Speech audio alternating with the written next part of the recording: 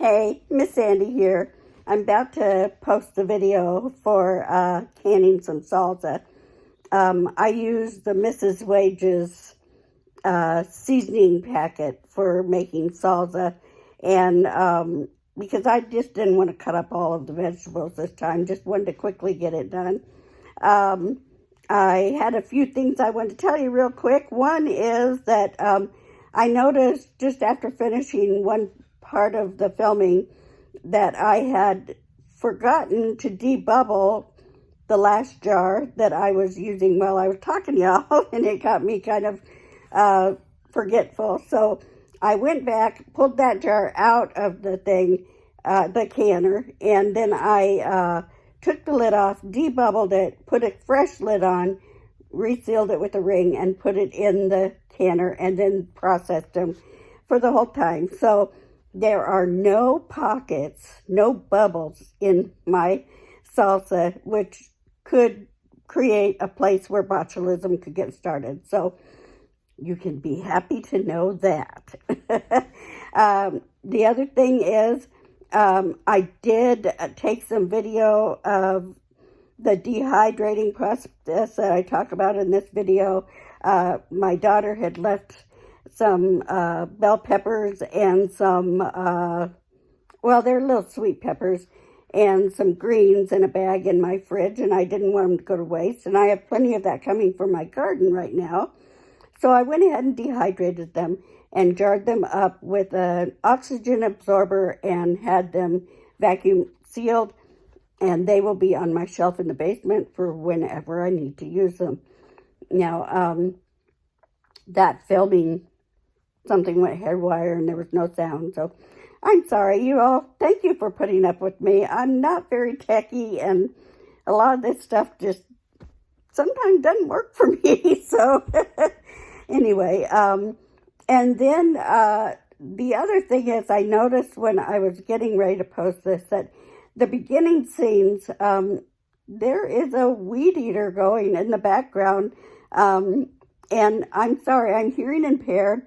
I never even noticed it till I played the video. So I apologize that you're going to be hearing some weed eater in the opening part of it, but I think you can still hear me okay over it, and just pretend you're sitting in my kitchen and somebody's outside doing the weeds. So that being said, we're just going to get to this and have fun. I enjoy, spending time with you and showing somebody how I do things. So have fun with it, because, here at our house, it's always something. Bye. Hey, Miss Sandy here. I was doing all the dehydrating that I told you about, and now I'm getting ready to do the video on making salsa and canning it. Now, these are tomatoes that I've had in my freezer and been lazy and haven't got to from last summer. And so I'm going to be taking those today, and I am not in the mood to cut everything up and do the whole crazy thing. So this is an easy for beginners way to make a salsa that you can can and have on your shelf, in case somebody stops by or something like that.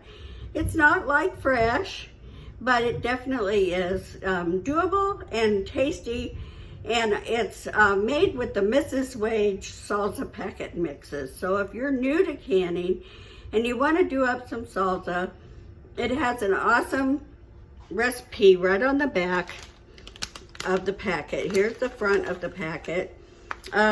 This is a little bit older version that I've had in my freezer. I think it looks a little more, just a sec. I'll have to, where did I put you? No, I don't even know. Oh, here we go. All right, so here's a newer looking packet, Mrs. Wages. And this is the medium, because we like a little bit of heat. But if you have a chance to look on the back, and you're not going to be able to really see it here, but it has all the instructions on exactly how to make it, and it even tells you how to can it. Now that is there for you to use, but today I'm gonna can some salsa. I'm gonna use my tomatoes, as I said, from the freezer, And I have them here. Let me turn you and get you. And I am currently taking them and taking the peels off, and I'll put them all in here. Now, because they're frozen, the peels just basically peel off on their own very easily. I took them out of the freezer a little too late, so I'm just popping them in a little bit of hot water. It's not boiling water, it's just hot water. And I'll pull it out. And as you can see right here, one of my lights is going on and off. But you just basically, it just peels right off. Now, I am not going to throw away these peels. These peels will go into my dehydrator, and then I will powder them, and I have them to use just like you would tomato paste, but you only need a few tablespoons. Now, I don't like that bit right there. Some people just, you know, chop it right up and put it in with it. I don't. That's my choice. My kitchen, my rules, and I'm going to throw them in there. And get a little bit there. I don't know if you can see. I don't even think I showed you. I saved the juice too, because I'm going to cook it down a little bit. I'll show you on the next one. My goodness. I'm not doing a very good job of showing you things today. Okay, so here we are. I'm taking the peels right off. There's the peels. Let me move you down just a little closer so that perhaps you can see a little easier. Okay. Now here's my tomato, and as you can see, it has the bit at the top. Now, if I had been smart, I would have just cut those out before I put them in the freezer, and I did not. So those are going over, and it's just ready to go in now. And this side's a little ickier. It's got that stem at the top. Just gonna cut this out, throw it over in there. Now I'll go through my peel. Oop, I missed a peel on that one. I'll go through my peels and make sure those gunky parts are not in it, and then I put them in, like I said, I put them in the dehydrator. I dehydrate them and I powder them. So I'm going to keep doing this till I have all of my tomatoes done. The recipe calls for 6 pounds or approximately 18 medium. So I figure that's about what I have here, and we're just gonna get rolling on this. Okay, off we go. Well, hello, I forgot to tell you that because I'm canning this, while I'm peeling the tomatoes, I'm going to be taking my water bath canner, which you can see over here. That's this baby.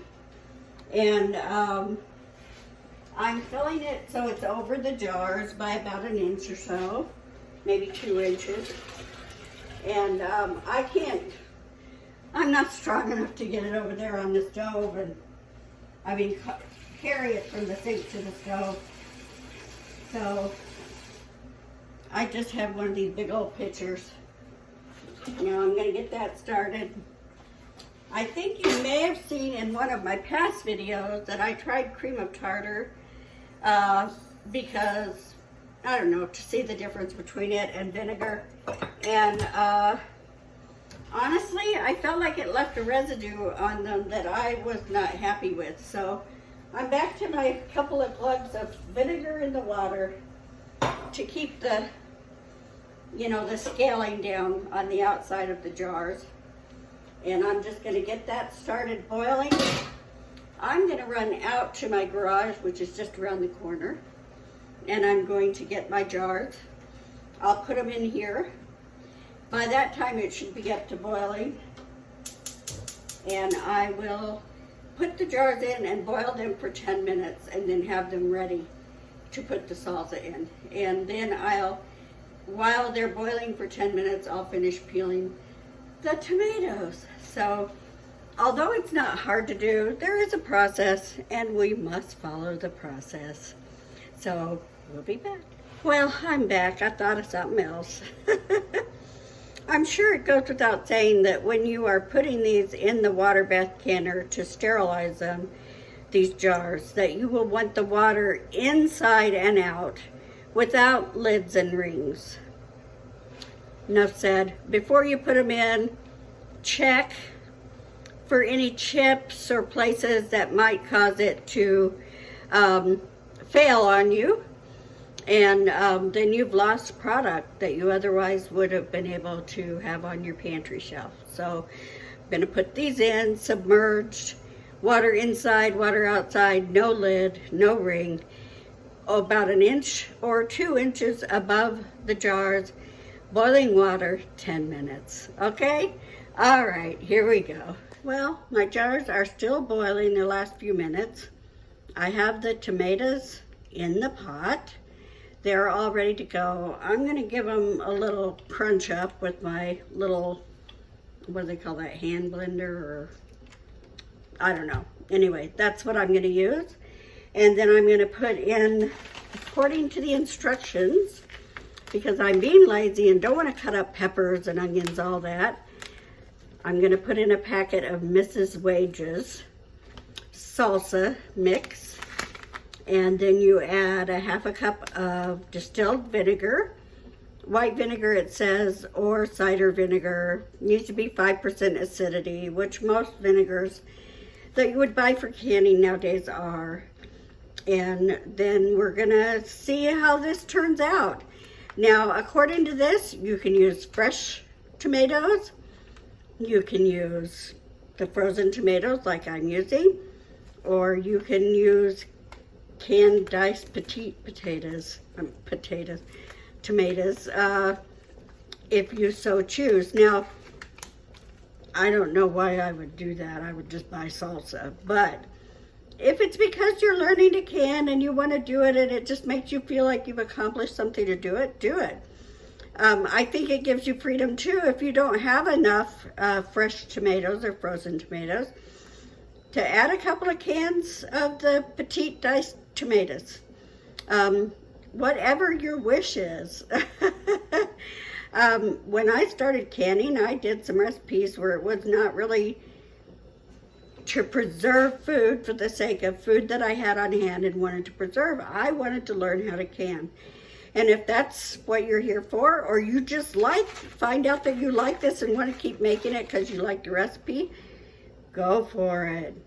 But if you're traveling along down the trail and you're having a day where it's okay to cut up onions and peppers and jalapenos or whatever kind of peppers you might want to put in it, depending on the heat that you want, go for that too. Find a good recipe, one that you like, work with it and can it, because it's just awesome to have on the shelves. That's all there is to it. The fresh stuff is wonderful. But having this on the shelf, just as if you bought like paste picante or whatever, you know, so that you have it for meals when you're on the run, and oh, I'm gonna throw in some of the taco meat that I canned and make some tacos real quick, and you've got salsa there. So anyway, all that under our belts, I'm gonna put this in. I'm gonna put a 1/2 cup of vinegar, and we're gonna go from there. Let me see how these grind up with this thing right now. I don't know how noisy it's gonna be, but we gonna try.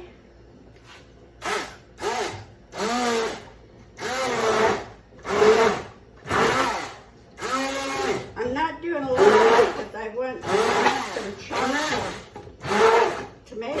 I don't want boiled tomato.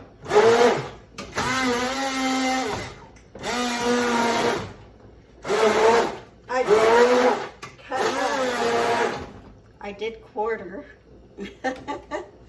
I did quarter the tomatoes that were larger. The smaller ones I didn't. I'm just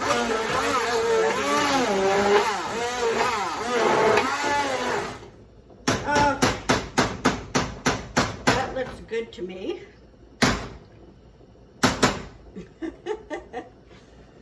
Put this out of the way, get the plug going. And it looks pretty well broken down to me, but still, there's still chunks. So I'm gonna go through this, make sure there's not any really big tomatoes, and then we'll just go from there, and I'll come back and we can finish up. Okay, here we are. I've showed you how I do my tomatoes.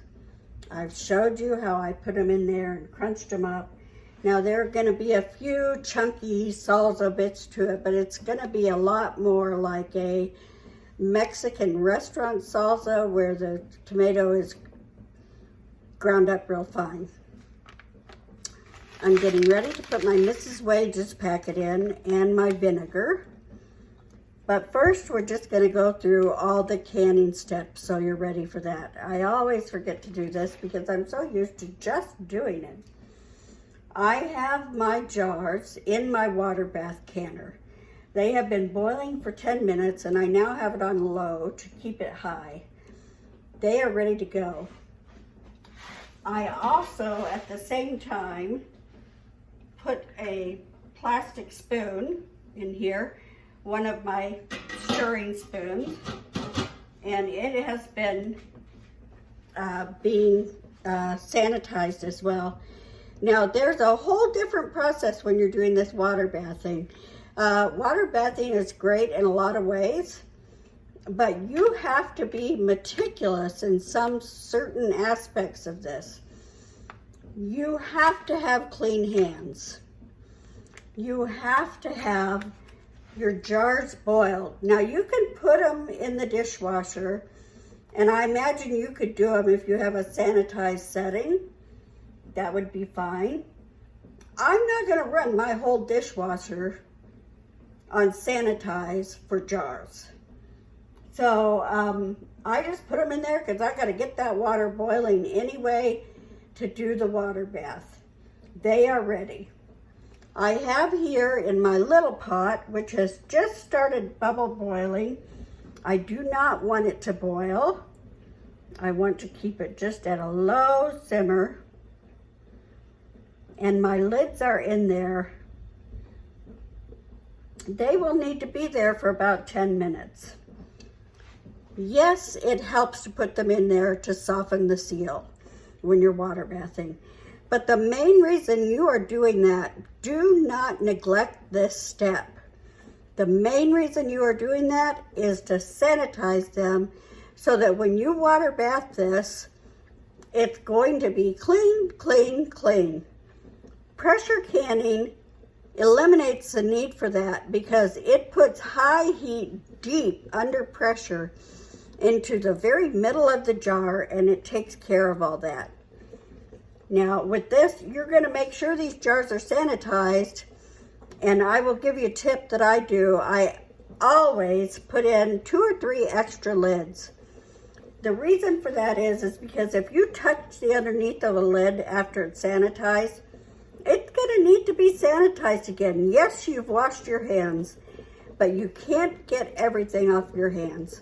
So you're going, if you drop it in and get it messed up in the juice or anything like that, having a few extra so you can just go on with your program is a good thing to have. These are, I'm still trying to get that down to just a simmer. If you boil your lids hard, you're gonna mess them up. I don't know what else to say to you. You're gonna mess them up. So you just want it barely simmering and getting that ready, keeping them sanitized. Now, while all that's going, my jars are sanitizing. I have a debubbler, which is my big plastic spoon, like a wooden spoon, but it's plastic. In here, it's also being sanitized. And I have my tomatoes in here ready to go, and I just going with this Mrs. Wages. I'm gonna see if we like it. Pour in the packet, which is, it says on here, dehydrated vegetables, onion, green pepper, green bell pepper, jalapeno pepper, chili pepper, garlic, salt, and spices. So they're not going to tell you what the spices are. I poured that in. I'm going to pour in my 1/2 cup of vinegar. I'm going to turn this up.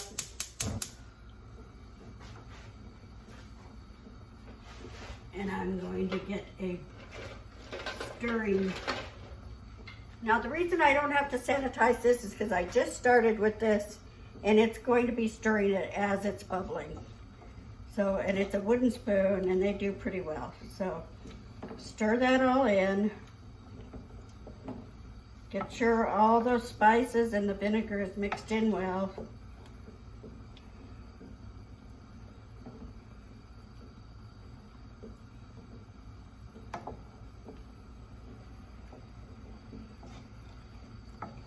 You know, if it turns out the salsa is not our favorite, I'll pour it in with some meat or something and make some burritos or something like that. It won't go to waste.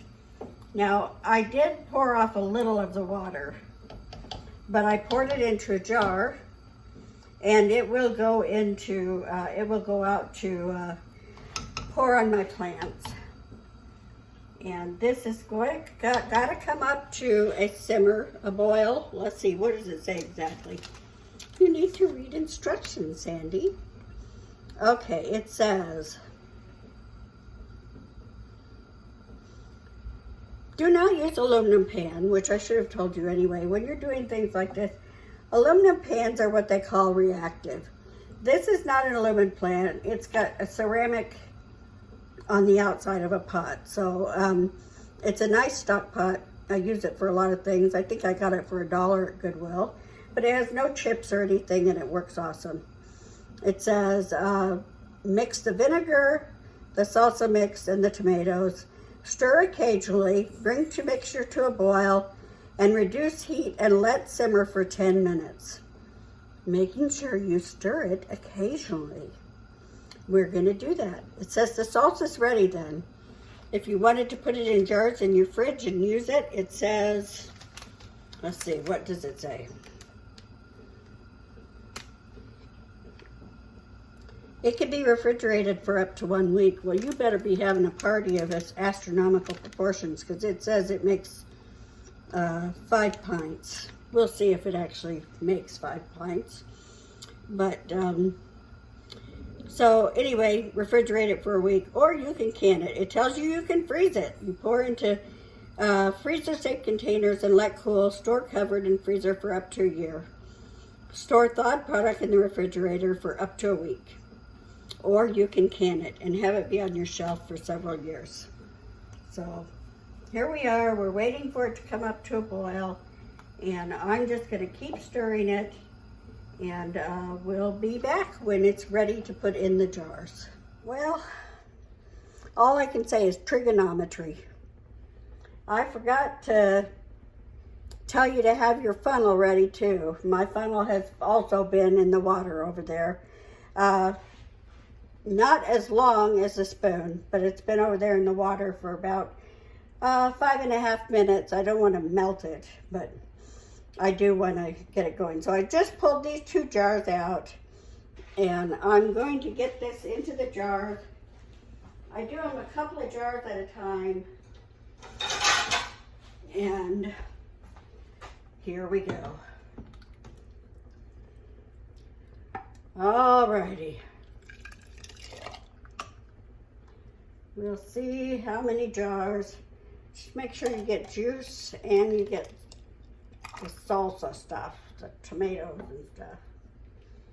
1/2-inch head space, it says. I may have given it a little too much.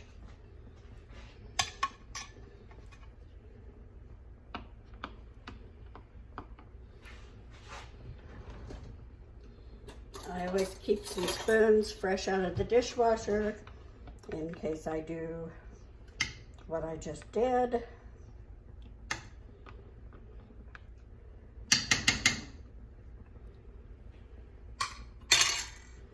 Debubble.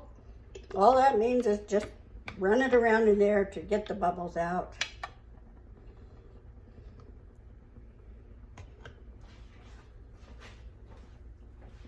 paper towel. Now this is not a sticky or greasy, so I'm going to pull just a little more out. And I'm thinking, so far, I'm really not liking this way of doing it. Maybe it's the frozen tomatoes or what, but it seems a little too watery to me. Gonna wipe it off. If it were greasy or sticky, I would use a little vinegar on this, but it's not, so I'm just gonna give it a good clean wipe. I've had my magnet in the water.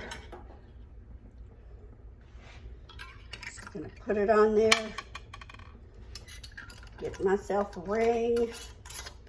Ring-a-ding-ding. Finger tight. You don't want to go too tight. It needs a little breathing room. So if you're a man and you're hefty, or you're a woman and you're strong, back off a little. Do not get it on too tight. Alrighty then. And down we go.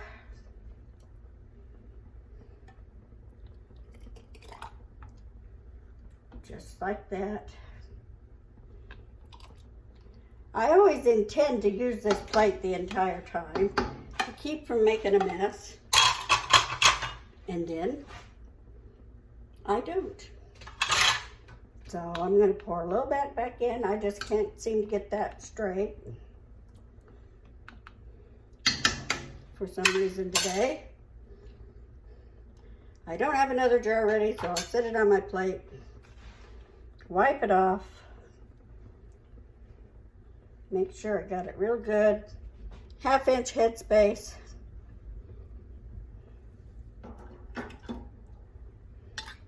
One of these here doobie boppers.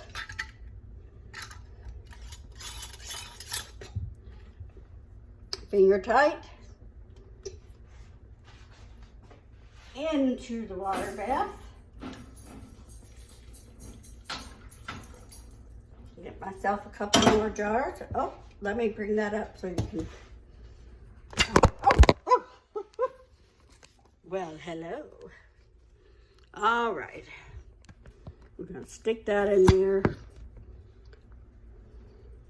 Gosh, I need to sing a song like Gypsy Rose Lee or something. Let me entertain you. Let me make you smile. Okay, here we go. 2 more jars. Now I'm going to have to move it down. Hope I don't make the same mistake again. And I'm just going to get these jars all going in there. I'm going to put the lid on and water bath them, boil them for 10 minutes. So you don't start timing until that water has come back up to a boil. So I'm going to turn it back up now and get it going. And I'll come back in a minute. I processed water bath method, 40 minutes. It says to take the lid off, which you turn away from you so you don't get burned by steam, and let it set 5 minutes, setting the timer now, and in 5 minutes we'll pull them out. Oh, laws, what a day. Well, the 5 minutes are up.